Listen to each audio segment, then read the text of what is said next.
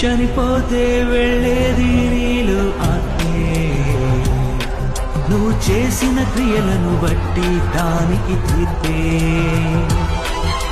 చనిపోతే వెళ్ళేది నీలో ఆత్మే, నువ్వు చేసిన క్రియలను బట్టి దానికి తీర్పే. నీ మరణ దినమే అది వెళుతుంది, ఒక క్షణములో శిక్ష పడుతుంది. ఆరని అగ్నిలో చావని ఆత్మకు బాధెంతుంది. ఆ దేవుని మరచి బ్రతికినందుకే శిక్ష ఉంటుంది. చనిపోతే బ్రతుకుందా, ఈ బ్రతుకుల సుఖముందా? విత్తనం చచ్చితే ఎలా బ్రతుకుతుంది? విత్తనం చచ్చితే ఎలా బ్రతుకుతుంది? చనిపోతే బ్రతుకుందా, ఈ బ్రతుకుల